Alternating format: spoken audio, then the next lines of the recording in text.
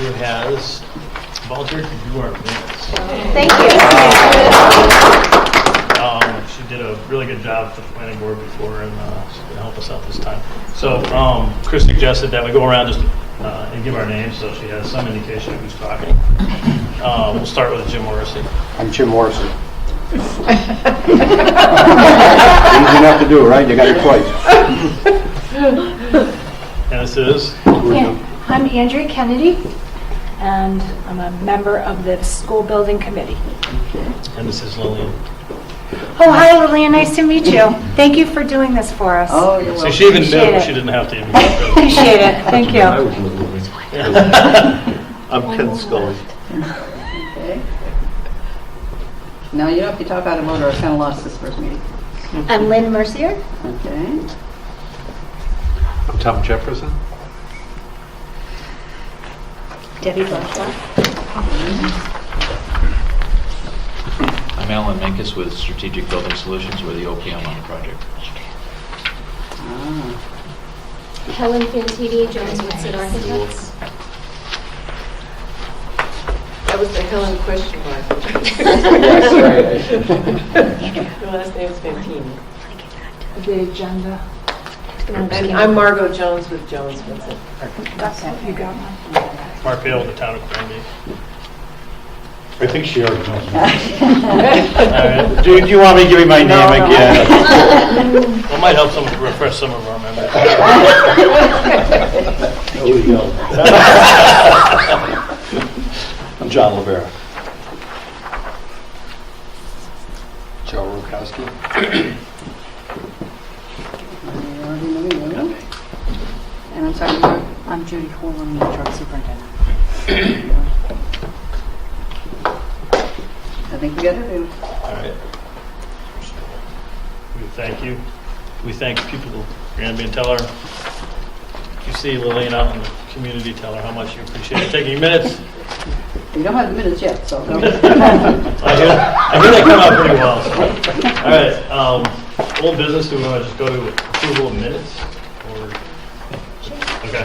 So we have a motion to approve the minutes for March 5th, 2015. As was mentioned earlier, the minutes should be reflect that they were taken by Emery, yeah. not by Chairman Dale.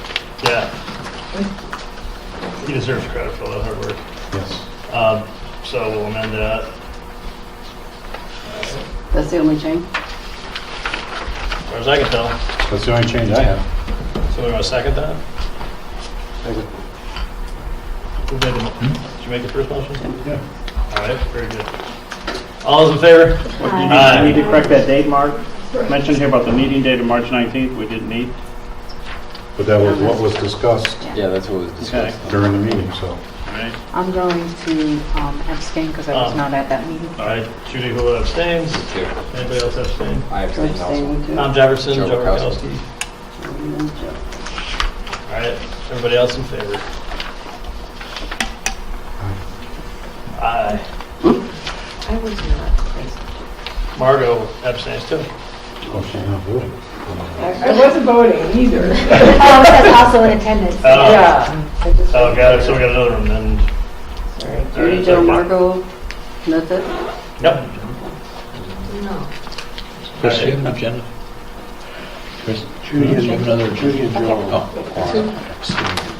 All right, so all those in favor of approving the March 5th minutes? Aye. Oh, But she wasn't. As amended. As amended. As amended, yeah. All right, those opposed? Everybody else, we already got the abstentions. Good. All right, motion to approve the minutes for March 12th, which also requires an amendment. We're amending Helen, question mark is really Helen Fantini. Francine? It's only when she's a superhero that she goes with That's question right. mark.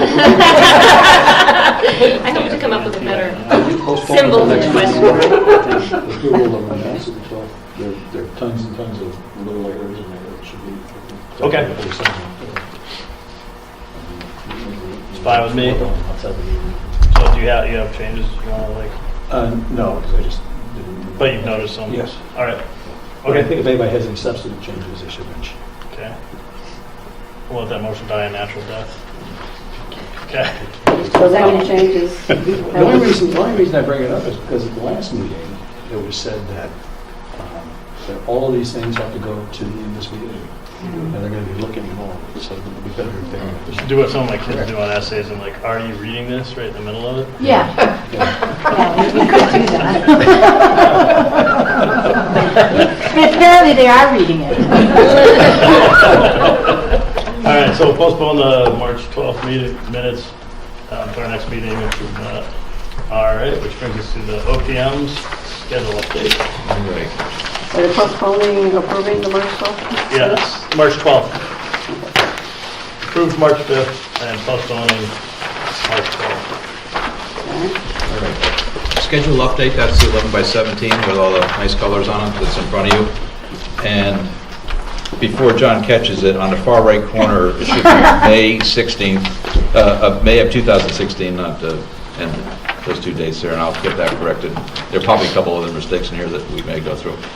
But since at our last meeting that we were talking about DEP getting involved in the project and the wastewater treatment plant and the need for getting them to look at it and give us a determination whether or not we have to incorporate it or not incorporate it into the project. They have not gotten back to us yet, and we're going to talk about that as we get into the presentation a little bit more. But with that, we on our previous schedule, we had April 16th as a submission to the MSBA for the preferred schematic report, otherwise known as a PSR. Given that we're probably 2 weeks, 2.5, 3 weeks away from that date, and we don't have a determination from DEP, the design team just will not have enough time to put that together, even if we got an answer from them tomorrow. So what we've done is we've looked at MSBA's calendar, and they have all sorts of dates in their calendar through the rest of the year that you have to do submissions for their board meetings and their facilities assessment subcommittee. And the next logical date that we can get the PSR in, which would change from the April 16th to June 11th date that you see there. And if for some ungodly reason that we don't make that, there's another one at August 8th.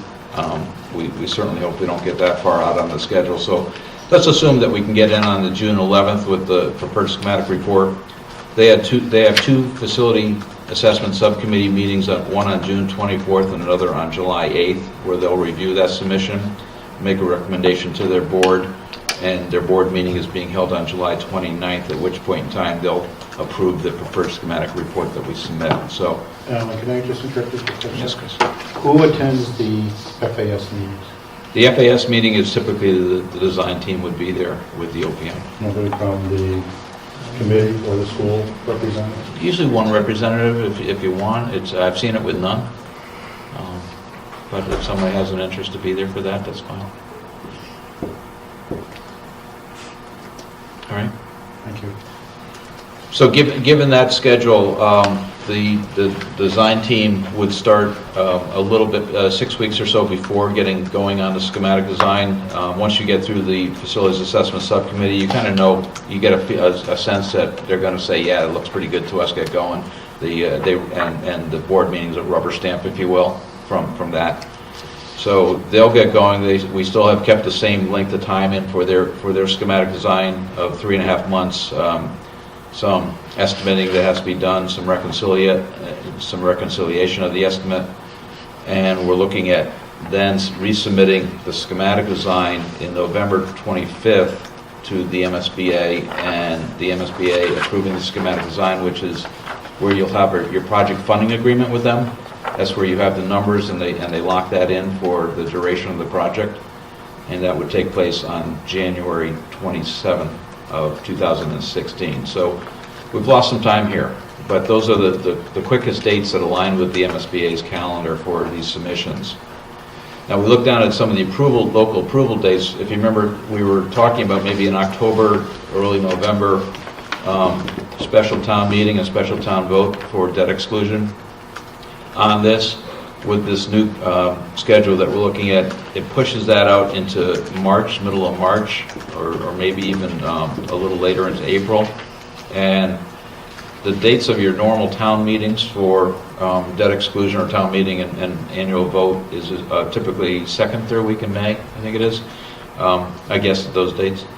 But we're getting awful close to that, so we have to make a determination whether or not we want to have a special meeting, which costs something, of course, or just hold off the town approving this at their normal town meeting in May. So we've got a lot of hurdles to go over before we get to that point, so you don't have to think about that tonight or just decide on that tonight, but something to start thinking about as we move forward through the earlier stages of the submissions. Any questions on that? Isn't it kind of typical that the MSBA goes dark in August? They're always dark, but They're on the dark side, but yeah. I mean, Oh, you mean they don't process it? well, as I look at, they do have a facilities assessment subcommittee meeting on the 19th of August, and they do have a core program submittal date on the 6th of August. Jim, I mean, I can pass this around if it's their calendar. Okay, I just, in the past, it's just gone dark in August. Yeah, the only date that's in question right now is the December 3rd submission date, because it's TBD on their calendar, so it's going to be probably within that first week of December. That's fine, I'm glad they're there. Yeah, everything else seems to be pretty much plugged into their calendar right now, which I tried to follow as best I could. Okay. Question to you, Al.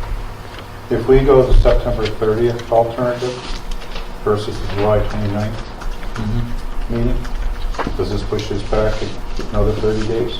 Everything below that green section of the feasibility study portion shifts.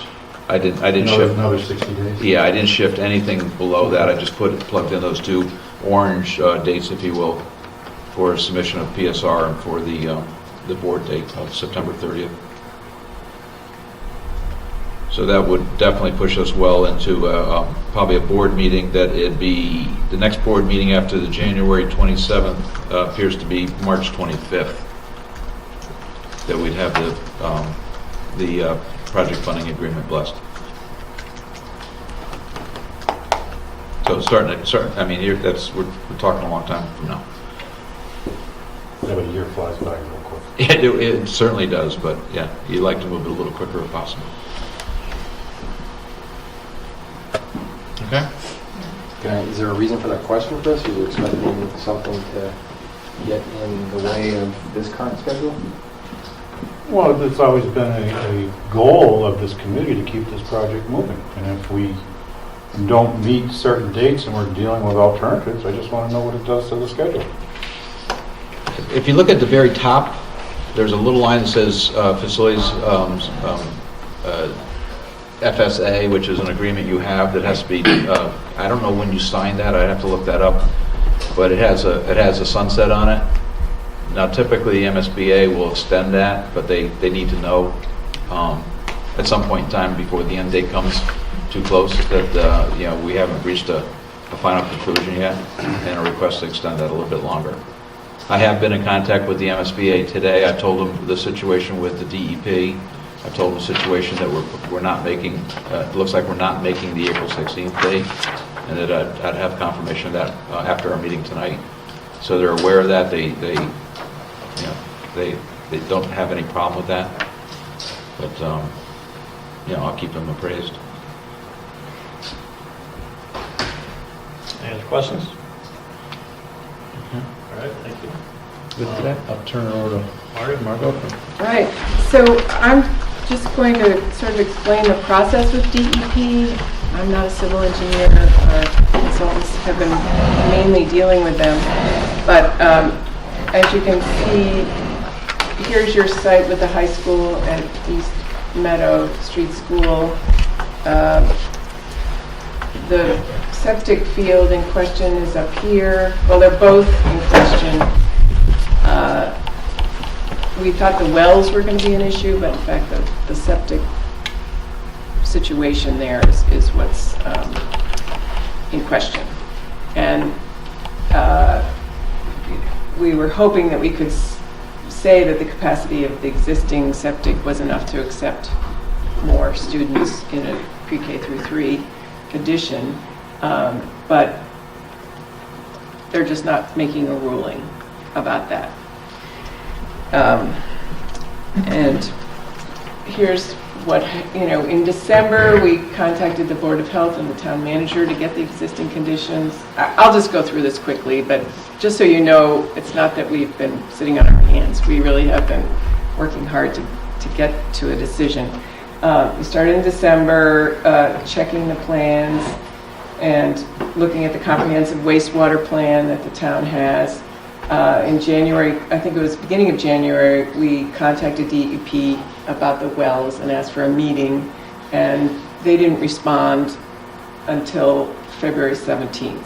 So there was a 6-week lag right there, and it wasn't that Rachel didn't try, but we just didn't get a date. And it was, once it was suggested, we made their date. We supplied the info they suggested, including student population counts, etc. And Christian and 2 people from Berkshire Design Group went and met with DEP in Springfield. We supplied more information that they wanted, including water use rates and historic data for the schools. The well consumption is close to what's permitted for the existing septic processing you have on the site. And sometimes it exceeds it. So that became a trigger that we knew we were possibly on a threshold. We talked on March 5th about reusing the existing septic and adding a grease trap. They asked for official septic permits. They haven't been able to be found. Septic was built in 1960, so it's old. They wanted more information, March 13th. They agree with a new grease trap, that's fine. But we are told that they're going to send us a formal letter about what conditions they need to understand about the existing septic. Since there's no official permit, no record of the population that it was designed for or checked for, they're going to have to sort of do some validation of what's there. And so they will confirm the number of people that the systems were designed for and the capacity of them, and that will determine whether we can use what's there or we have to actually build a wastewater treatment plant.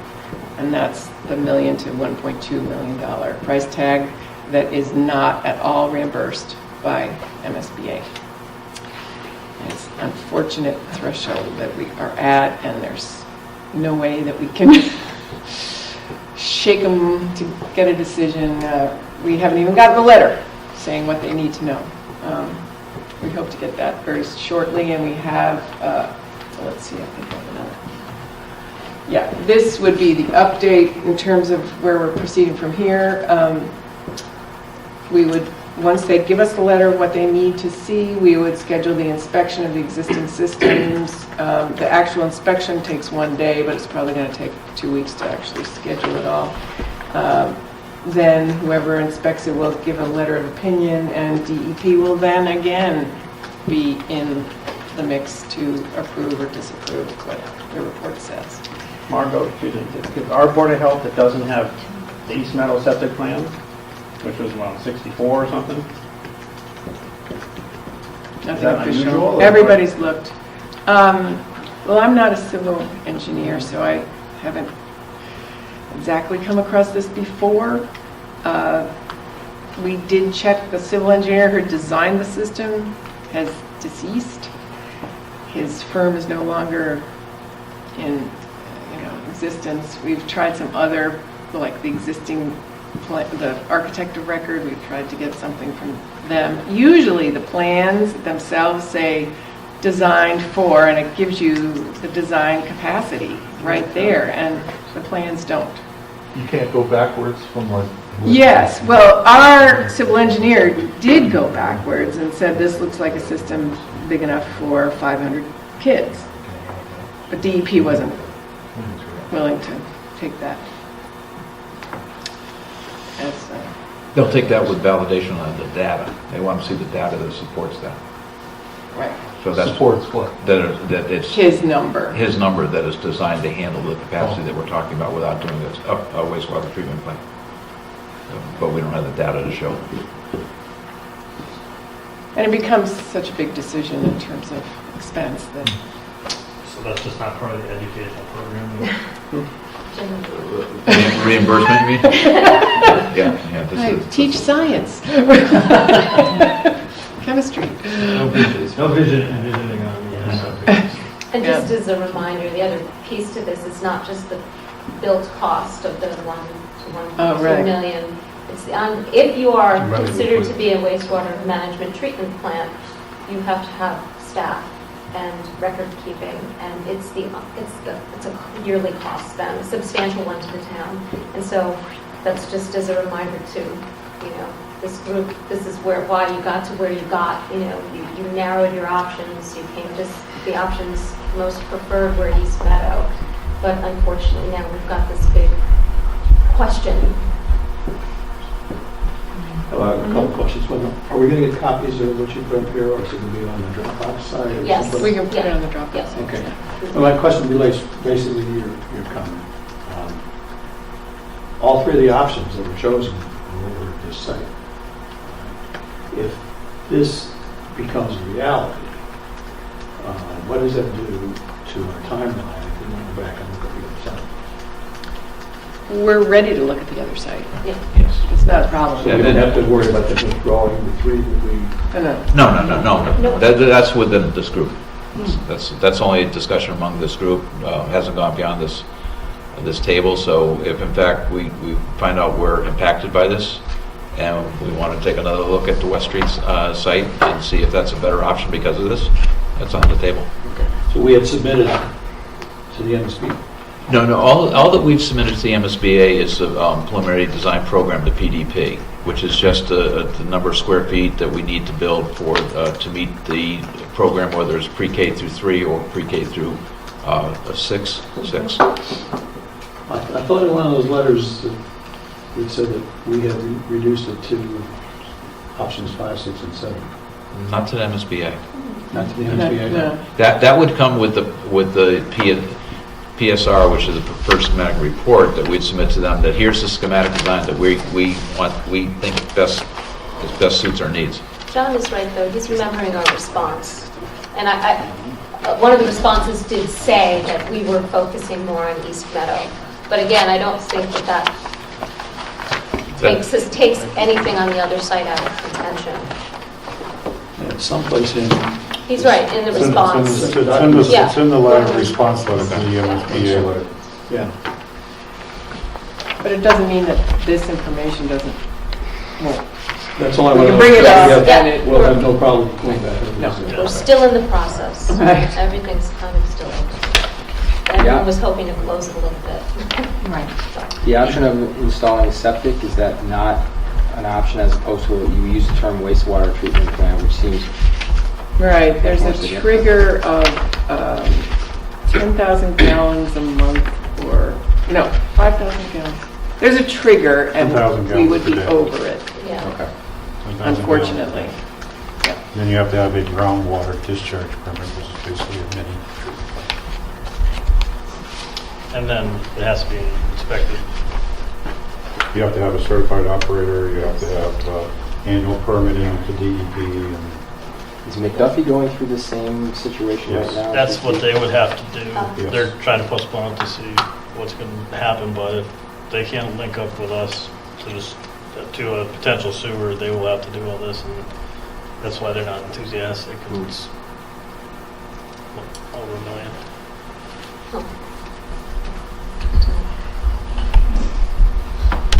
So one of the decisions you will have to make by the end of the preferred schematic report is whether you want to go, what level of lead environmental rigor you want to pursue. So we thought, Does everybody know what LEED is, first of all? LEED is being green. It's a Yeah. green building by the, leadership in energy and environmental design. right, is what it stands for. Right.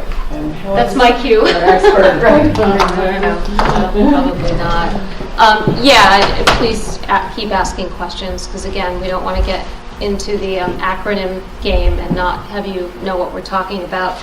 Though I did look at your master plan, and Granby is a green community. You're a Massachusetts green community. There was some data in your master plan about significant number of people in your town would like to see more LEED buildings. So with that, we'll talk a little bit about what LEED is. So LEED is it's a measurement system. It's pretty much the most commonly used measurement system for greenness, for sustainability in this country and internationally as well. It's a product put out by the U.S. Green Building Committee, USGBC. So if you see those letters somewhere, it is linked to the LEED program. And how that relates to this project is that the MSBA does require you to have baseline LEED certification. So that's what that the first bullet is. Basically, you need to be certified under LEED version 4. And then what we wanted to kind of put out there for discussion tonight is this additional, if you want to call it enhanced,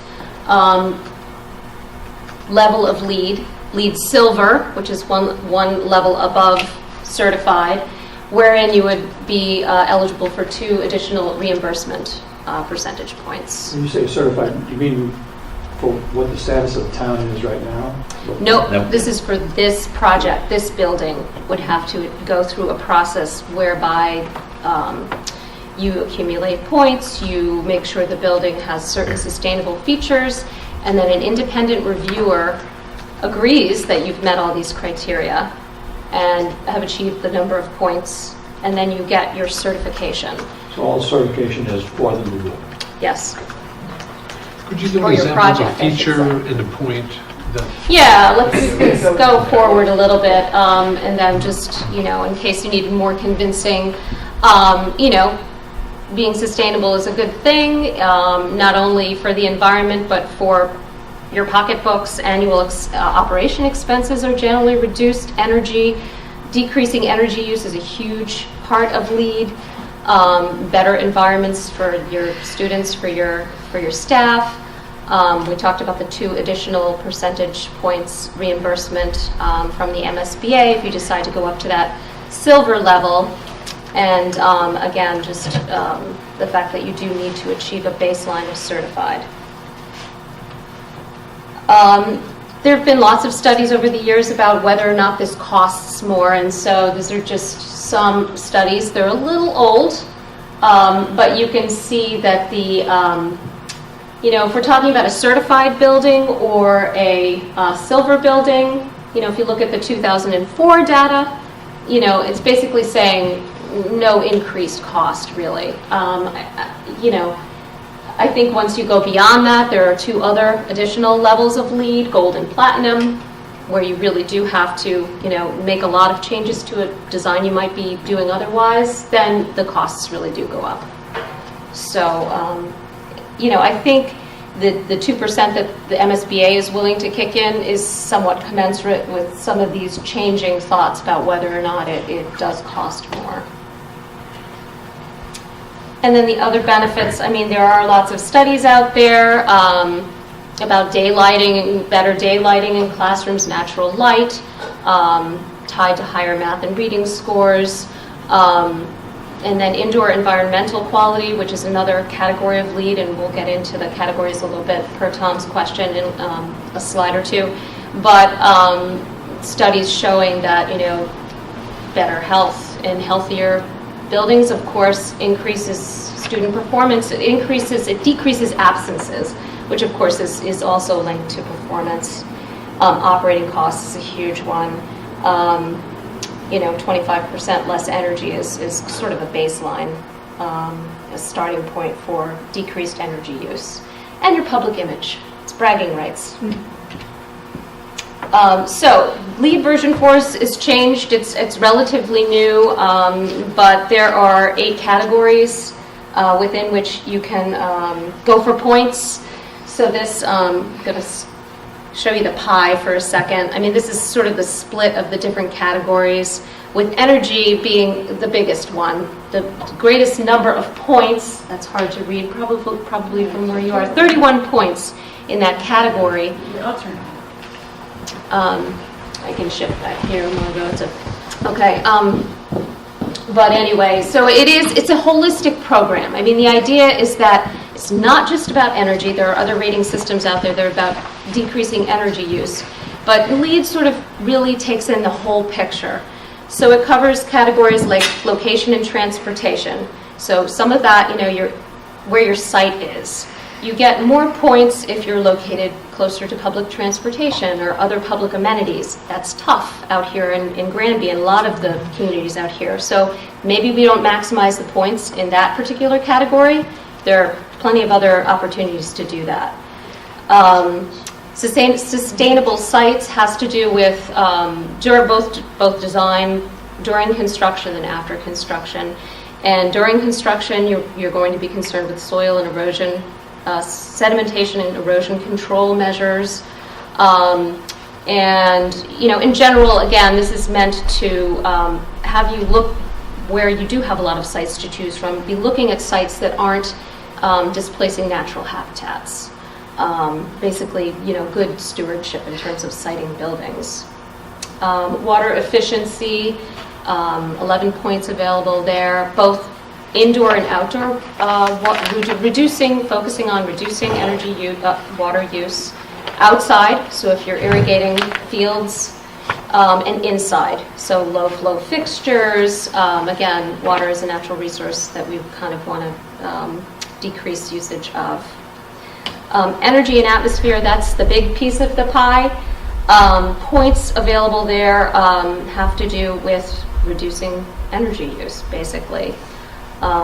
Efficient systems, pretty much the gamut within that category of LEED.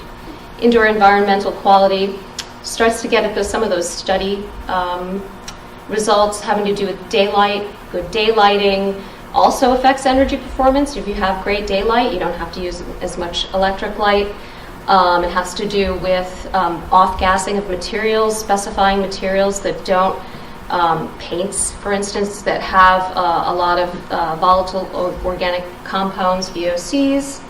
So just being very mindful of that, especially with environments for children. And innovation and regional priority are two other sort of categories in which you can accumulate points. An example in the innovation category, it's not innovative anymore because we've used it on several projects, but it's kind of the catch-all. Come up with something and propose it to us, and one that's very commonly pursued in a school situation is the building as a teaching tool. So that's one that we can easily achieve with a school project. So there's the 110 possible points. There are prerequisites within each of these categories that you have to meet. They don't have a value. You don't get a point for them, but you have to do them. And then the 4 different levels. And again, kind of what we're talking about here, thinking about is the certified, which is our baseline, and then the silver, which is higher. There are some fees associated with LEED registration and reviews.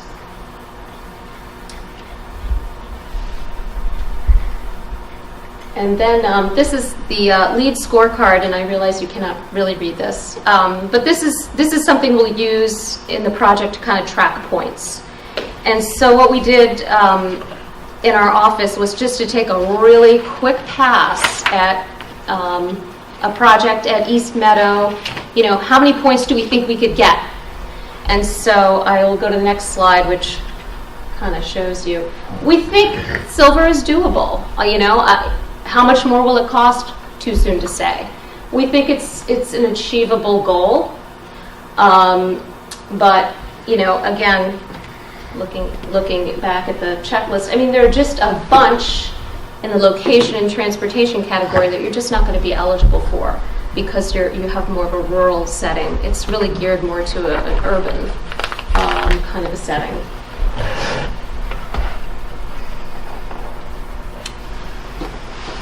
That's kind of a very brief overview of LEED.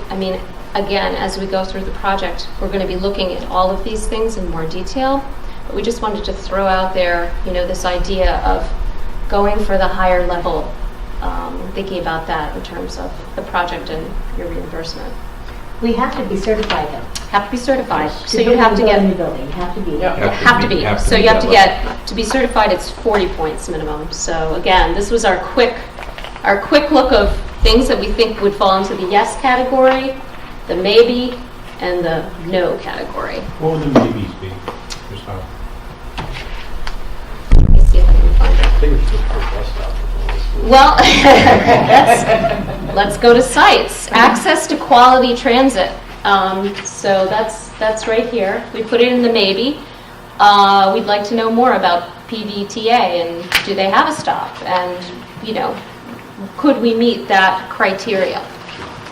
Let's see if there's another. Probably not. I think they canceled it. We had one rider. One rider? Yeah. The PVT used to go by this street. It's no longer going by anymore. It was, I think, at 5 corners, but they basically sent us a letter saying, is it okay if we cancel the service because we have one rider? Yeah. And then in terms of other things, we just they're too early to know, Chris. So things like we had a maybe under, like say, in outdoor water use reduction. Again, we took a quick whack at this in terms of our previous experiences with schools of this size. We think 1 point is probably fairly easy to achieve, but until we do all the calculations and know what the scope of the project is, maybe there's another point there.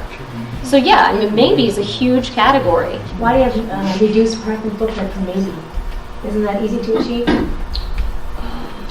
It's hard Under the first to do one. that and make sure that you have enough parking. Right. And so it Because might there's be nowhere else to possible. park. And you have to weigh it against whatever your zoning bylaws say Yeah. about what you've got to provide. So again, I mean, in until we get more Westfield, into it. They shared a parking lot with the church, so that was reduced parking at that point. That'd be here. Yeah. Here they park on the lawn. Yeah, well, that would be another approach. Yeah, that's true. It's true. Event parking versus daily parking. Yeah, Yeah. we'd love to have reduced parking. Yes, it's a good thing. Good for the environment. So, anyway, So did that answer your question? Yes, it did, thank you. some of the maybes. Yeah, I mean, there's a lot of detail and intensity in all of these, but there's things that are easy, things that are not so hard, and things that are really hard. Could the committee get a copy of this? Sure. This is part of the PowerPoint, but if you want a separate sheet. And again, this is a very rough draft this is very quick and dirty approach, just to see where we might sit. You can put up and drop out. Yeah, yep. Can I ask, when you guys design a building, is there sort of a warranty that says we'll make sure that we get you 40 basis points as part of that? And then, so really we're talking about an additional 10 points? Yes. Yes. Yeah, no, the interesting thing is MSBA reimburses you, the owner, an extra 2%, but the architect gets the same fee. And it is a lot of work to do it. It's a lot of documentation. So you're getting a bargain if you go. Thank you. And we want to do the enhanced, really, because Right. it's more responsible. You have to go for the baseline anyway. Yeah. So, how much more will it take? I mean, we usually specify low VIA, but, I mean, half the things we just do anyway. It's best practices. It is. Right. Yeah. Right. In this day and age, it really is. We'd love to put more PV on a site like that, because Yeah. if we're at East Meadow, there's no trees, it's really easy to do. And every school we do, we sort of get it more insulated. And that's, envelope, that's really how you save money, operating costs on the road. One thing that LEED has done that's been pretty great is, as a prerequisite under the energy and atmosphere category, you are required to have commissioning. So I don't know if any of your other town projects have had a commissioning agent. but it's a third-party verifier, and it's someone who's going to make sure through the, is involved in the design process, that's going to kind of double-check and be that other set of eyes on systems, envelope, which is becoming more common. It is something that the MSBA supplies to the project. And then after the building is completed, they will make sure that everything's functioning as designed. So that's been, I think, a great gift that we need to put into projects. Yeah. Really make sure everybody's doing their job correctly. It's really good. Never hurts to have more eyes. Yeah. And that's a full 2% subsidy right off the top. I mean, it's not To go treated differently. for For silver. silver. Yeah, if you get silver. But But that will plus, offset costs, is it? So it's not it's not just a it's a balance sheet. right, it's right. Until we know more down the line and know how much more we might be spending to achieve that. Yeah, it's But your payoff should be in the operating costs. yeah, absolutely. Yes. Yeah. Yeah. And it's your reimbursement rate, so it's 2% of, we're going to talk about this now, 57%. about, Right. over 50%. Whereas the rule of thumb is that the construction cost as a whole is 2% more. So they should be more than offsetting Okay. the extra cost. That's good. So we don't need this decision tonight, No, but it's Right, just we something just we'll wanted to put out in front of you. introduce the concept. I do have, if I may, we did run some calculations, or we started a sheet anyway, on reimbursement points and incentive points. And we talked about this previously, I can pass this around. The reimbursement rate before incentives that MSBA has already gone on record with you folks is 57.11%. Then there's a list here of potential incentive points that you can add to that reimbursement rate. One of them is maintenance, and it's not just maintenance of West Street, it's maintenance of all your school facilities here that they have on record, and I was talking to MSBA about that today. When you did your prior program, that was 1.31% more that they gave you because of maintaining the buildings. We have to double check that, make sure that that's still the current extra incentive that you're getting. Don't have an answer for that right now. The CM at risk, that's a construction manager that you put out there rather than going a hard bid. They give you 1 extra point if you want to do that. We found that the estimators that we use typically say that 1 extra point isn't worth it, that you're going to spend more for the construction manager and his cost than you're going to get reimbursed from MSBA. A couple of the options that we have in there are not new buildings, but renovation and reuse of portions or totally parts of the building, and add renovation, if you will. And that's just a formula that if you, and I noted this at the bottom in the note, that if you take the option 5 that we have here at East Meadow, East Meadow is 37,633 gross square feet. The new addition onto East Meadow would be 38,590 square feet. And so you'd have a total of 76,223 gross square feet for a pre-K through 6 facility there. It's just straight math that you do, that the percentage of renovation against 5 percentage points, and it comes out to be 2.47%. You can add to the top of that if we go with renovation of an existing building here.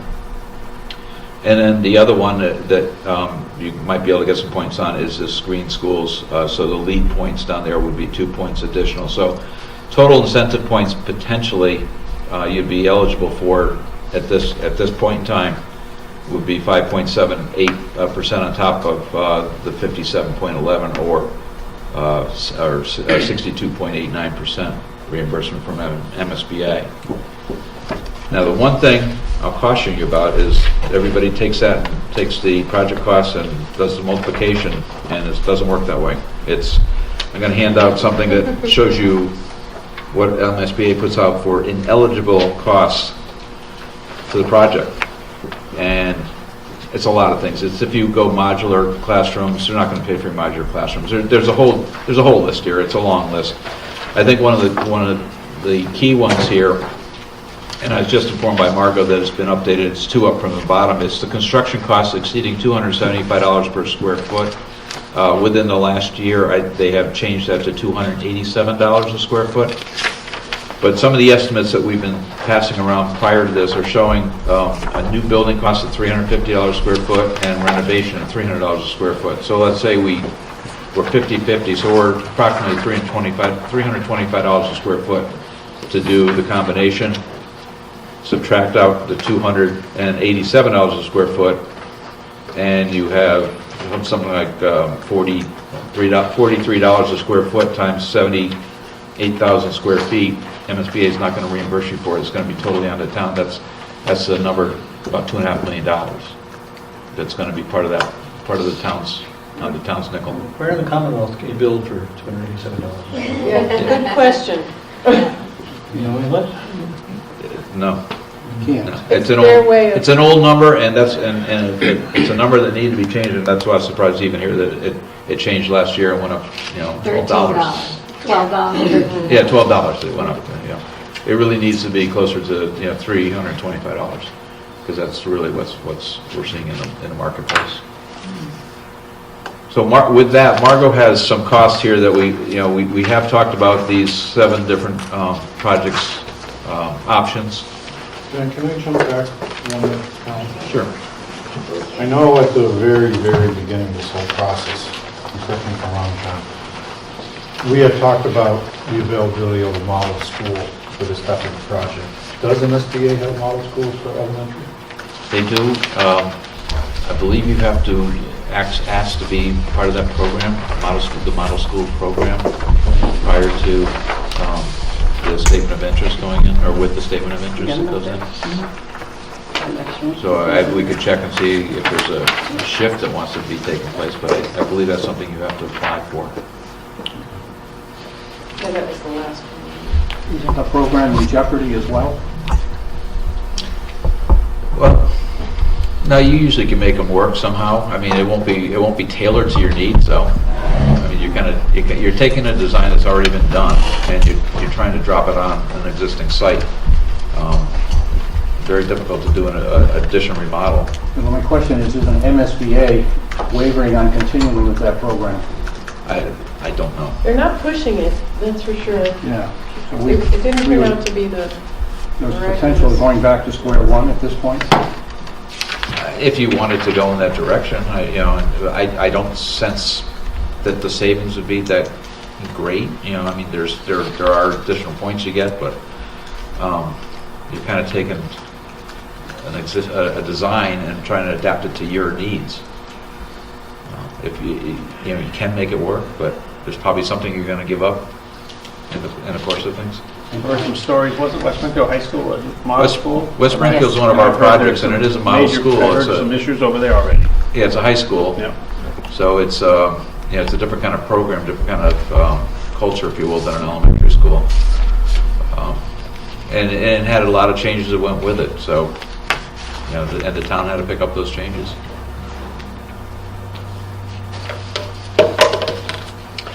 Everybody have the estimate of cost here. What I wanted to go with on this is that we show the different basis of cost for the 7 different solutions on the far right column, totals there.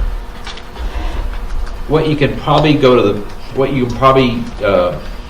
think about is that you're only going to get about 50% reimbursement from MSBA after you take away the ineligibles.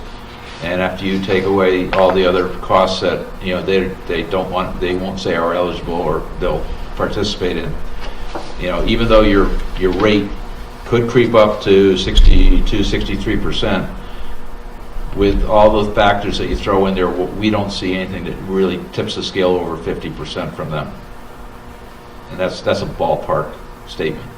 So, but so when you look at these numbers on the side, just think, I'm going to get 50%. These numbers is what it's going to cost the town of Granby, and we'll always try and do better. But I hate to see somebody doing the math of 62 0.89% times one of those numbers and think that's what you're going to get, because it's not going to happen. You're like the Grim Reaper tonight. I'm just going to be as honest as I can with you. Margot, are you required to build, I'm trying to understand how to solve this delta of 325 versus 287. Are you required to build with certain materials, or are there opportunities to use something that would work for 50 years as opposed to 100? Who says we have to use brick? Who says we have to, you know what I'm saying? Nobody. Because I see schools in other communities where, If you go to Maine and other New Hampshire, states, the construction's much less expensive and less durable. We can work on getting the construction costs down. Is that an option though? Like I'm talking about elementary schools that, are non-block, clapboard, and I know cheaper. Well, it's still very good looking and functional, so is that an option in the state of Massachusetts? Yeah. What we're giving you is historical numbers for schools and what they've been spending on schools. Nothing's been estimated by an estimator right now, but if the direction is let's get as durable and inexpensive material as possible, and that's what they design into it, and that's what goes to the estimators, that'll reflect in what we get back, and it'll be lower than $325 a square foot. But you got to remember the $325 a square foot also includes a lot of things outside the envelope of the building too. So it's your construction costs, if you will. It's not your project. we're doing filed sub-bids. The public bidding process adds, 25 to 30% to the cost over private construction. And the other thing is, I don't know, when you start doing gypsum wallboard walls, the durability just isn't there. And, I tend to really like masonry because it holds heat, it has good thermal qualities, and but we have looked at different kinds of exterior siding that's less expensive. But again, you just aren't buying as long-term a building. There is It's gonna cost There is a point of no return. The cheaper you get, the higher our maintenance costs are going to go up. Right. Yeah. You get down to a gypsum board building or a building which has plaster on it on the outside. We'll be back repairing that building within 7 years, I guarantee it, and I think Margot would probably as well. So we have to weigh two sides of the scale. And I admit there's some areas that come down and some areas not. But there are some concerns of what our maintenance costs into the future are. And I think a lot of those are reflected in some of these sheets as to what our preferred solution would be in the future. So, I was principal at Sunderland Elementary School. Don't do Oh, it. gosh. Don't do Right. it. Don't. Don't do it. That's all I'm going to tell you. Don't do it. Is that the one with we the got roof to collapse? cross that. Yep. The sprinklers burst the night Just before they occupied the building, and that was before I came on. And then after I left, that was when the roof collapsed. The roof trusses were too far apart. That's another story with Luckily. JC. But dry rot from the original flood. The thing won an award for its architectural design, but it's the cheapest building I've ever worked in. It wasn't me. No, you don't have to. I know who the architect is, and it wasn't you. But I'll tell you right now, I would not recommend it. Yeah. You'll be You sorry. get what you pay for. You'll be sorry. Plus, if you can get this thing out past 50 years, you won't have to worry about being asked to be on the next. I'm not worried about that. That's right. We only do this once every 4 generations.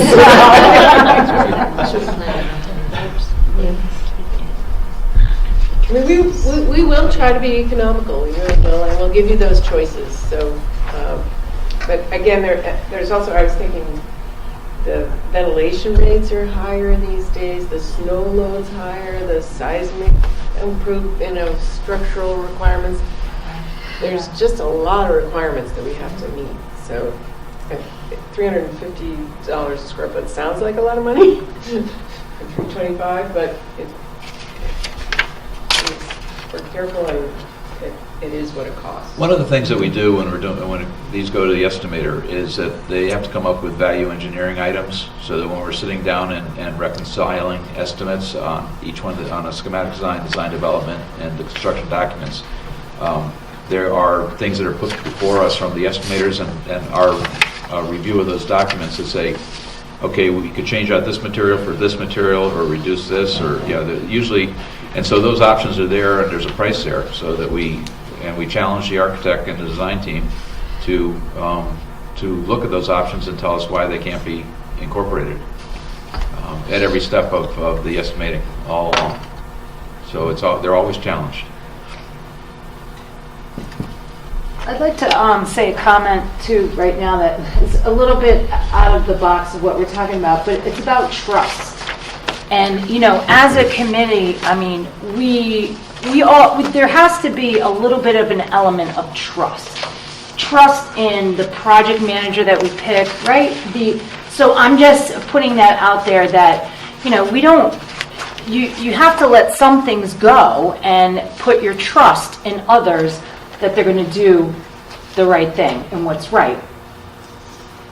And so I see this issue comes up a lot in these meetings. It's not just about money. It's about the trust too, and letting other people, and let going of control, and letting other people be in control because they're the experts and they know what's best. And that I've been meeting, that theme keeps coming up, and I wanted to say that to the group. I also think we have to think about this through an educational lens and then let the money follow. This is about training or teaching kids to be ready for the 21st century. And the way that I went to school and a lot of people at this table went to school is not the way we do it anymore, and we can't. And we have to think about that. Days of kids dropping out of school at 16 and being able to get a decent paying job that would sustain them and their family are gone. You must graduate high school and you must go beyond high school in order to be successful in this world. And the facility is a huge part of that. That's the lens this committee needs to put on, not the money lens. You have to pay attention. Not at this point. Right, you have to pay attention to the money. I'm not saying, blow the bank either, but we have to look at this through an educational lens first. It's just that Alan teased us. He put this piece of paper in front of us and said you can get maybe 63%, and in a matter of minutes it went down to 50. And you did the right thing. You did the right thing, but 50 is, that's an extra, you do some calculations, a couple $1 million that we have to a lot of millions of dollars, yes. So so my comments was not about trust at all. It was just a reality that it isn't 62%. It's probably closer to 50. But let's say that if we get 5% more, and maybe 55%, or maybe instead of 45% or 50%. Yeah, that's what we're saying. I'll throw in one observation from projects I've been involved with in the past in looking about the choice of materials and such. One of the things I've always found helpful to do is to go to buildings that are 10, 12 years down the road that have particular things, because I've seen some buildings that when they went up new, they were pretty unimpressive, but they look just as good 15 years later, based on kind of what you picked. And those kind of durability questions, I think, are really important. The other thing that I did also hear is that the reimbursement rate on Reno is slightly higher, so that may impact the final multiplier if the committee does wind up looking between options 5A and any other one.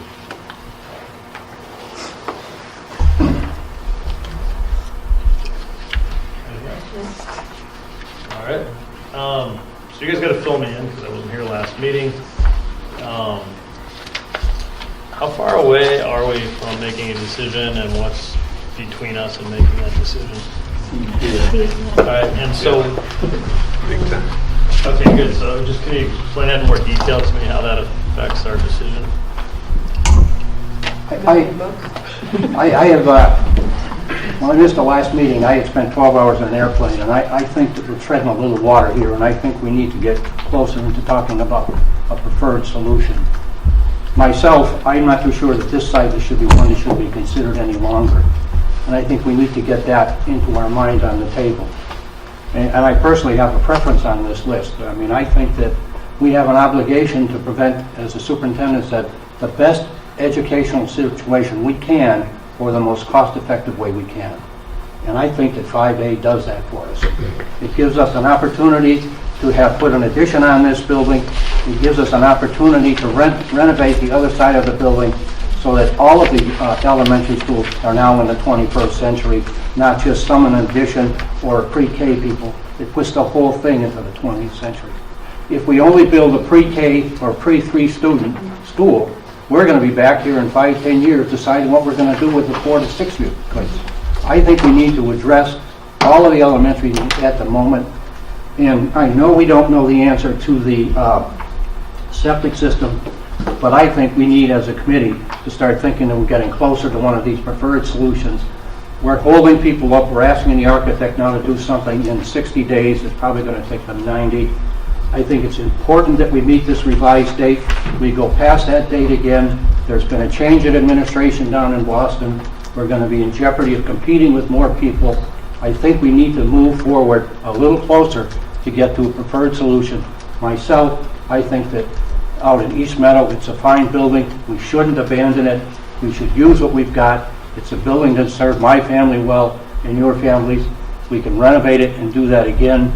I don't think we should build a new building and end up with 2 vacant buildings in Granby, this building and that building. So that's why you say number 4 is not good? To 5A. I think that. Okay, but Jim, 5A I'm trying to understand. I just want to take back control of the meeting here. I don't want to get into this discussion. We had this discussion before, and I want to know, first of all, where we need to get to have this discussion. All right, we're talking about DEP. Somebody explain to me why DEP matters. I know it matters, obviously, but why is that? Because it adds $1 million to your plan. I understand that, but so Well, what? It's It's more than gonna, that. It adds Right. but $1.2 million to the construction costs, And none of which is contributed to by the MSBA. And it increases your operating costs by at least 1 full-time person and also 4. so how does that affect which project we pick? That's, I guess, what I'm asking. Well, if all of the sites that are over by East Meadow, if DEP doesn't improve the septic system over there, are going to require that extra $1.2 million on the So then, in that case, we might consider coming back to West Street. So then I think we would probably have to consider coming back here and taking. That's what we talked about at one of Okay. the meetings. Once this came up, we were like, oh, wait a minute. Right. Now that all the things that we eliminated came back on the table because there was that. Okay. Okay. That's where I was meeting it, wasn't it? Okay. So we need to do that before we get to the decision. I mean, I have my preference too, but I just don't think it's going to be fruitful for us to get into that discussion tonight. I have a question though. I don't remember if we come back to West Street, are we going to run into the same problem with the septic here? Yeah, it says. We have to have a brand new septic here, but we're going to So have we are going to fewer. have. No, we're Not going to all have fewer kids. kids. It won't be No, managed except by, it's a new pre-K through 6 at West Street. Fewer kids here on this site. We won't be adding them to the same septic system at the high school. Or It's not the East septic Meadow. system, it's the wastewater treatment. But it depends on how many people you have on site. a wastewater. Okay. The question I had for clarification from the design team, one of my takeaways from the last meeting was that the idea of the new pre-K through 6 at the East Meadow site became much less favorable because any reusage of the old school would put the water issue over the top. I was sort of hearing that we were teetering at the precipice, and the idea that we could move a senior center or town offices there would now be impractical. But I put that out for confirmation or clarification, I guess. I think it's the same issue with relation to the populations. So yes, if we built a new pre-K 6 in front of East Meadow, and then we wouldn't know what the usage was. of the So- existing building, assuming we didn't demolish it, So right? there's either demolition costs or Right.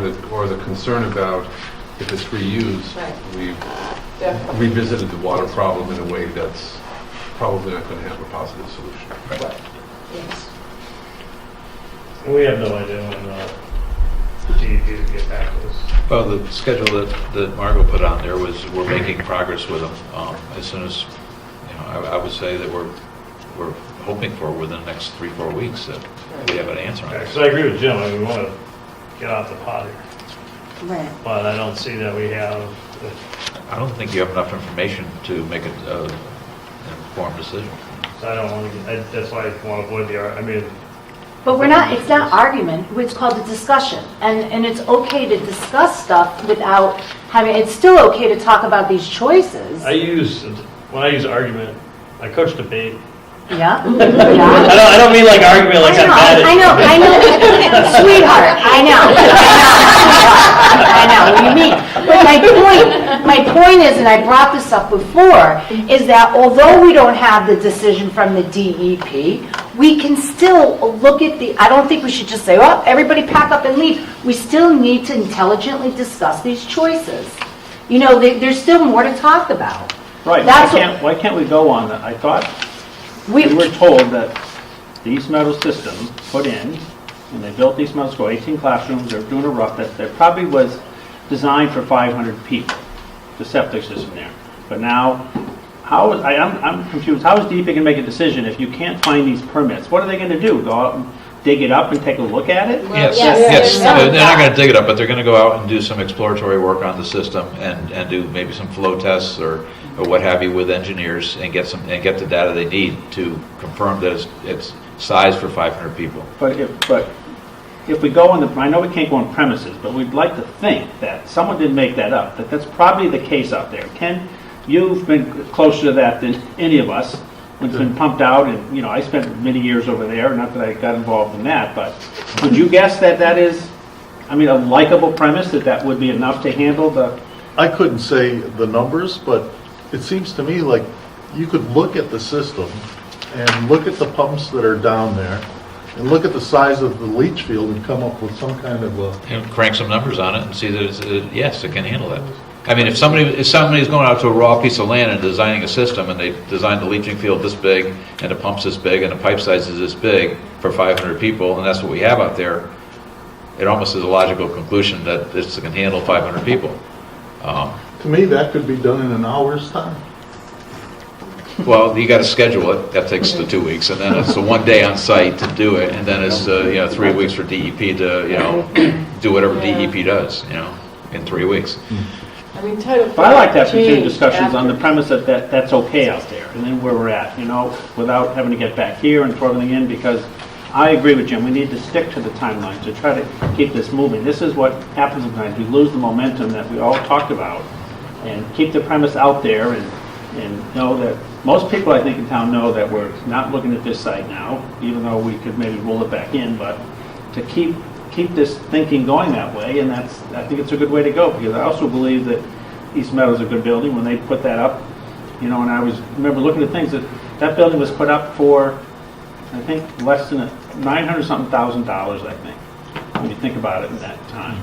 And I think the joke always was that they wanted to come under $1 million, that's why they put the gym inside, boiler room, they couldn't do anything with the gym because they kept it $1 million, want to keep it under $1 million, that $999 kind of thing. But obviously it's done well, and I think, agree my premise, because I spent a lot of time, that adding on to that building and renovating it would be the win-win situation for our community, regardless of the cost. Maybe it can be a little bit more, but I think in the long run it'll be well worth it. The way we're approaching DEP is that we're trying to convince them that system can handle it. The existing system. We're not going in and asking them, hey, what do you think? I mean, that's not the approach that's being taken. What do your people say? What do our people say? Yeah, they must have an opinion on. I'm not a civil engineer. I would have no idea. Mark, He told us. Darnell from Berkshire. He looked at the system, he says it should serve 500. Yeah. However, when you look at the water use, it's more. Right. But that could be because of inefficient water situations, right? Okay. And we will be using very water conservative fixtures, obviously. What do you mean it's more? Well, very quickly I get out of my expertise, but often buildings are built for septic use based on water coming in. So you're flushing the toilets and you're adding to the drains the amount of water you bring in. If you Right. analyze how many people, or the gallon usage coming in, it is It's more than over 500 people? Yeah, Really? yeah. Now, I think you have very water extravagant use probably, and so that's not a good measure. But it is 1,000 used. gallons a day would be more than 500 people? I thought it was 10,000 gallons 10,000 a day. a day. No, we use about 1,000 gallons a day Yeah. at East Mountain. Okay. But we don't have low flow toilets in there. No, what I'm saying, 1,000 gallons, that's more than 500 students would produce? That seems, Well, it's about 2 flushes, 1 flush per kid. I mean, how much do you flush when you flush? Isn't it like a couple of gallons on a old toilet? Old toilets. Yeah, Sometimes great. kids That don't was a flush. building that was built. I don't want to know. They didn't flush many times. They were conserving. But I'm not a civil engineer. And Okay, so anyway, a reasonable engineer believes that that system's workable for 500 people. I'll piggyback on a comment of Jim's, that schools, I was principal of a couple of schools built around the same time. And typically the projected number was classrooms times 25. So if there were 18 classrooms in there, people were thinking that it was going to take around that number. Plus staff. Plus staff. Well, let me do a point of order here for a minute. Do we have anything on public outreach? And I'm not shutting off this topic, I just want to figure out what's left on the agenda. Or that's just postponed until we actually make a decision. All right, so that's done. Any other business besides what people want to talk about now? I have a couple questions. All right, why don't we do the questions, and we'll come back to the discussion that you guys want to have, and we'll take it from there. In the material that was sent to the MSBA on February 27th,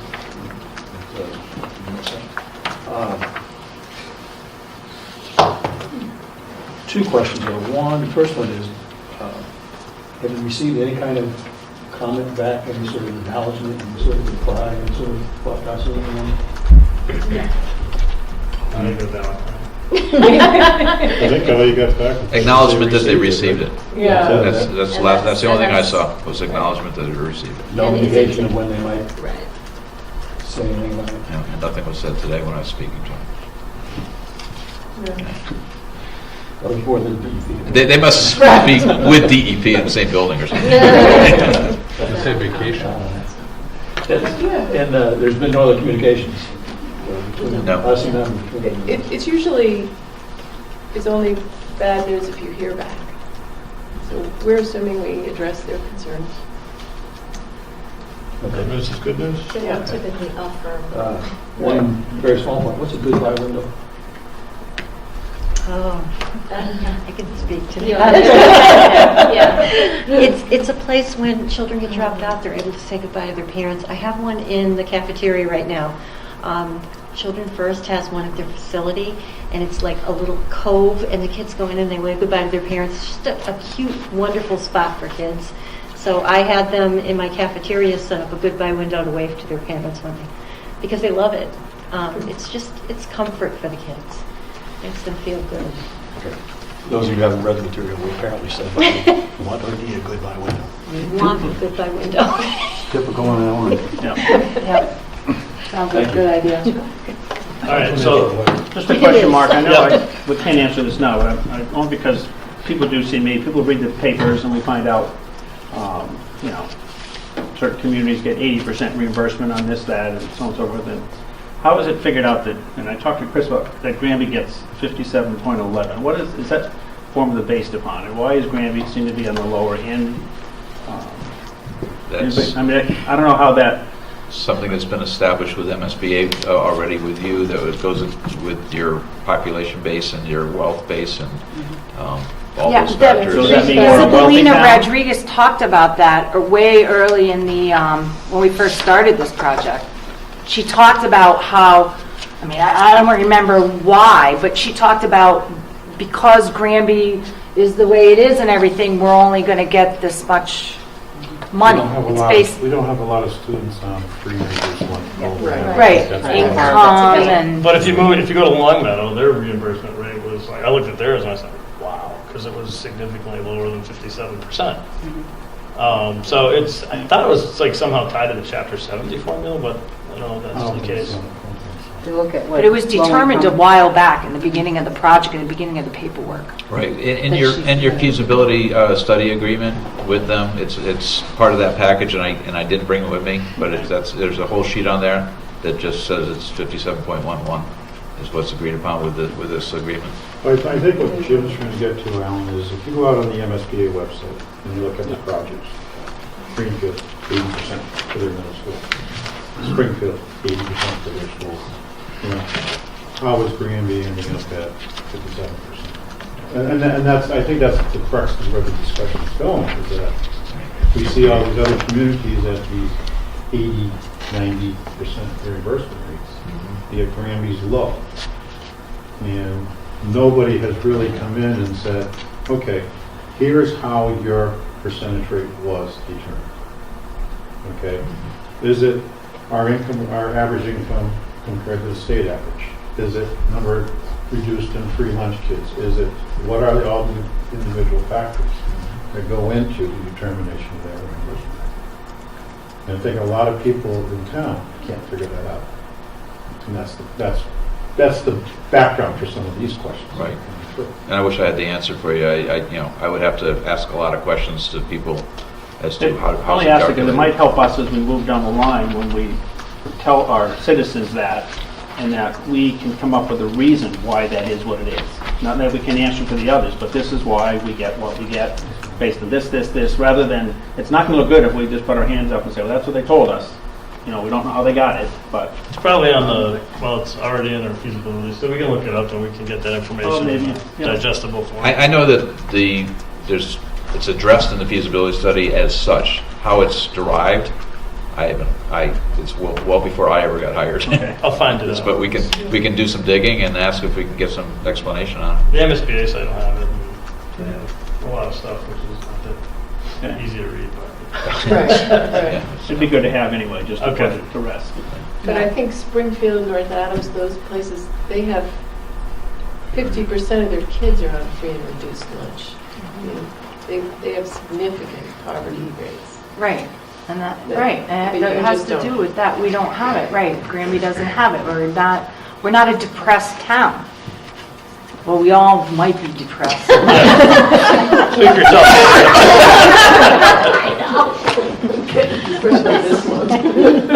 Well, at least we're saying. But I hope we have a septic system that can take care of 500 kids. But I usually win, so. I mean, we're doing an elementary school in Northborough that's out to bid right now, and it's their reimbursement rate is 48% without their incentive points. They're closer to Boston. They're more techies or something. I don't know. But, yeah. I'm sure there's some communities in Massachusetts that don't even ask the MSBA to get involved in their project, and they pay for it. On Am I wrong? we have a few of those in Nantucket that are doing that on their own nickel. Okay, Yeah. see? Why? Because the people that pay the taxes aren't the people that use the schools. That the people that pay the taxes come in for the summer. Right. So they're taking those. They have there's a lot of diversity on Nantucket for the people that actually are your service people that use the schools. So they said, well, and it's very expensive out there to do a school. It's almost double. They're looking at $600 a square foot because everything's imported. And they're basically saying we can put through a vote on this and get it approved without, and why delay it? Easily add a year to it with MSBA's involvement. Right. Yeah. I bet they have DEP issues. I bet they have big DEP issues. Since we're stuck on this DEP issue, can't we just talk about the choices and the if this happens and if not, we can do a little bit of that and eliminate some things. I'm paranoid about how this discussion will go, so I'm going to set my timer. And at a certain point in time, I'm not going to say we have to stop talking, but I'm just going to You guys sure you want to stick around for this? take a break to basically see if we want to continue. Sure. Okay? Why can't we just go around the room and let everybody say something? Just go right around the room and everybody have their opportunity. All right. Well, I would say. Suggestion? Yep. You have these in print, right? I'm wondering if we schedule a meeting not too far from now, where the prints come back and we really just take a good hard look at them. I think people have seen these in passing on slides or looked at the prints or whatever, but have not really discussed full-on the pros and cons of each of choices. And I'm now looking at 8 o'clock at night. So rather than do this at 8 o'clock at night, let's do this at 6:30 when people are a little less tired and really hash out what's the pros of going with this option, what are the cons of going with this option, and giving people an opportunity to think through it in that kind of way and then be able to, as a group, come to consensus around an informed decision.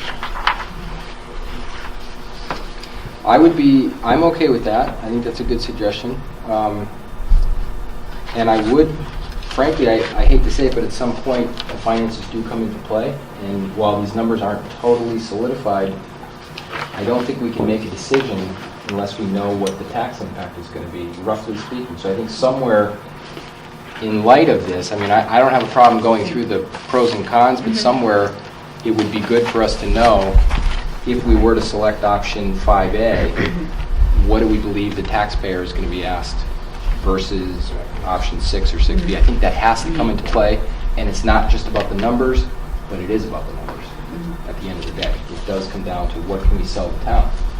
So I think that's an important factor that needs to come And into play. DEP, actually, the answer to the DEP question is really just a number. It's a number that affects the decision. Right. Right. If we get all these numbers down, we get down to the MSBA, how do we know that they're going to tell us that that's not an acceptable one? What if we go through this and say, we're going to use a pre-K? You and I know that there's a lot of animosity down at the MSBA for spending that kind of money on that few students. Is that going to, if we make that decision, we get all the way down there, are they going to send us back? I haven't seen that happen. I've seen that you put in your preferred schematic report and you have a good justification for that being the solution that you want to go forward with, that they're already, joined with you to go ahead with that solution. There's been very little pushback on after a committee from the town has decided that this is best for our community. I mean, they're already committed to you. It's what we've seen. I've never seen it. I don't know if Margaret's ever seen it, but Well, the pre-K question, they'll pay for pre-K. Pre-K 3. Oh, okay. Pre-K 3. I thought you were. yeah, I thought your question, the over thing. Pre-K 3. 3. For that amount of students, to spend that amount of money, it seems like a lot of money for a few students, but in fact, they would be more willing to spend a little bit more money for a lot more students, like pre-6. They haven't mentioned any preference. No, at I all. mean, your enrollment letter said we should look at both options. Right. So that means both options are acceptable to them. Okay. I mean, the only time I've been turned back by the facilities subcommittee was when we were doing a historic preservation project in North Adams. And they're just very leery of historic preservation work. Now, this ad reno is not historic, and it's a much newer building, so I don't think you'd get pushback Okay, thank you. in that way. And I do think they just really look at the buy-in of the community. I mean, if it's the only time I've heard of pushback from the facility subcommittee was when there was maybe mixed feelings about which option. They want to know that the community is 100% behind it, which is why we'll need to schedule the community outreach meeting. The only time I've seen pushback is when you were trying to put 10 pounds in a 5-pound bag with them. When you're trying to force something onto a site that just didn't have enough land to do what you want to do, or the neighbors weren't the right neighbors for that to have an elementary school next to them. But other than that, that's the only time I've ever seen them say, what are you guys thinking? That's just not sound logic. Or if they say the school next to home for sex offenders. Yeah, Oh, yeah, that was the that one. one too. That was the one. And an archery range nearby too. Toxic waste dumpster. That's the one you're working on. They didn't even let us show up. That wasn't our idea. No, it wasn't your idea. They don't have any property to deal with. So, I'm going to pick up on Jim's idea. Everybody here and saying a few things? Don't forget his idea there. Well, I said what I said. I think we need to better understand what the estimates are going to be. The other thing I will say, and I said this 2 weeks ago, I have a really tough time believing that if I'm doing the math here, renoing East Meadow is going to be $13 million. I just have a tough time believing that kind of investment is required in that building. What do you mean, too much or too little? It seems like a lot for a building that I think is in pretty good shape. Now, I'm not suggesting that... It's 11-2. It's not 11 insulated. The mechanical systems are shot. I got that, yeah. Okay. No, they need to replace plumbing. You gotta do, Okay. yeah. You're going to have to touch every single, now what we did in the scheme that we've showed you was to minimize any touching the Okay. structural walls, of which there are many in the building. But you'll still But have to you do will seismic. touch every single square foot of that building because of abatement and Right. materials. So Okay. So Stay- the good stay news on that cautious is it's on be that a now. practically new building. It is a Yeah, renovation. yeah, It yeah. makes it better, new, Right. better. Yep. What's the upside of that? And it used to be that you could leave the existing exterior walls, and even if they weren't insulated, it was okay. Well, now, you can't get a building permit Okay. with that. So, I mean, energy use is really driving the train here. And before, what I was going to say when we started moving on was, I just thought with the looming wastewater treatment plant over our head, is it possible that the number 4 becomes viable? Because, right, pre-K through 6 here at West Street, then you know we're not, wouldn't have to have a wastewater treatment plant on this site, is that correct? I mean, Yes. am I right? Okay. But the offset is you have $1 million for modular classrooms. Yeah, then we have modular classroom. No, wait a minute. No, it's brand new, so, Yeah, but You- while you- we're you- going to Different demolish stages. this, you're going to have modulars over by East Meadow to warehouse kids until this is built. oh, because the new one would go on this site? Yes. Yeah. it's Oh, it has to be- pretty packed Pretty once packed, you. You wouldn't be able to build and be able to still occupy this building. It's- I see. Right, okay, all right, so it would be a matter, And okay. they're talking that's $1 million, which offsets the septic system or the Okay, water discharge system. okay, well, thank you. I'm glad I asked that question because I didn't understand. Yeah, we just Isn't the put- demolition not reimbursable as well? I'm sorry, Demolition's not reimbursable either, is it? demolition? Is this building to be demolished if you put a brand new No, site? no, it's not, you cannot take that. Modulars No. and demolition? No, it would be, Right. you can do demolition, if you're doing addition remodel, there's demolition within, at East Meadow that they'd pick up, but to take this building down afterwards, no, they're not going to contribute. can't work out as the education program either. Oh, yes. We're going to be frustration factor for kids. Yes. Get them all over the cameras.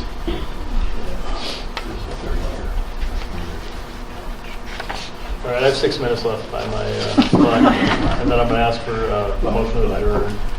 Well, before you do that, we need to set our next meeting. Yeah. Okay. Next meeting date?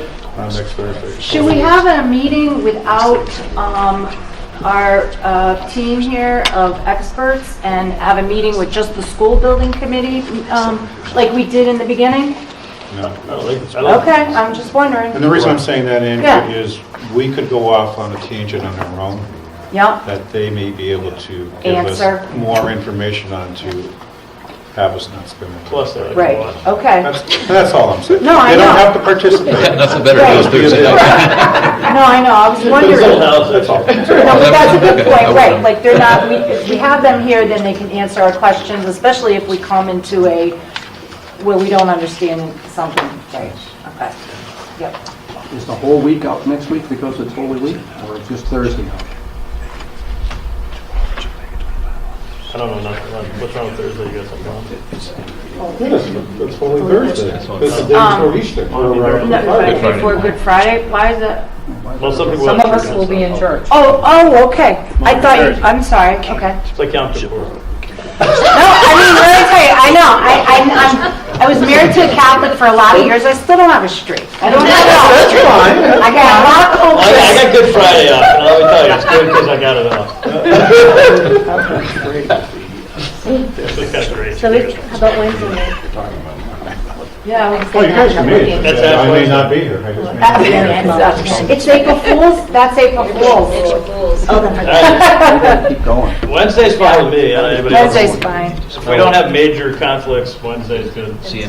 We have a performance here. April 1st? Is it April 1st? Yeah, April 1st. April 1st can't happen. We have a performer coming in at 6:30 at night. Can we meet somewhere Yeah, else? we can meet somewhere else. I can spice things up quite a bit here, actually. We can meet somewhere else. Could meet at the high school. All right. New library. There's a library. No, it'll be closed. It'll be Oh, good. But okay. the safety complex. Yeah, the police We conference could use center. their conference room. If they're available, yeah. I have the paperwork to fill out and do that because I use it all the time. I'll look into Actually, I have that their boss for you. right here.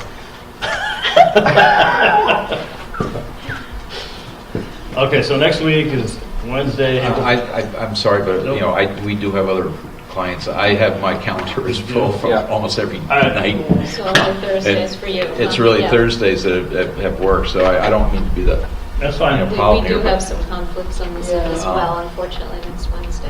I'm just wondering if we can move it to the 9th. It's probably the first time that really. That'll also increase the chances. You would not be Oh, invited here because it's an You won't open be house here, here, it's open house here on but the 9th. we could be elsewhere in the district. I'm sure we I'll could. let the parents come in I and won't see be us able to do be it. there. Entertaining. Be the little children that would come in and say, hey, what are you doing? But we have lollipops to give them. No, I mean, So, here. here you go. April 9th somewhere else? Yeah, I have Yeah, to be you here for open You can't house. skip open house. I don't understand that.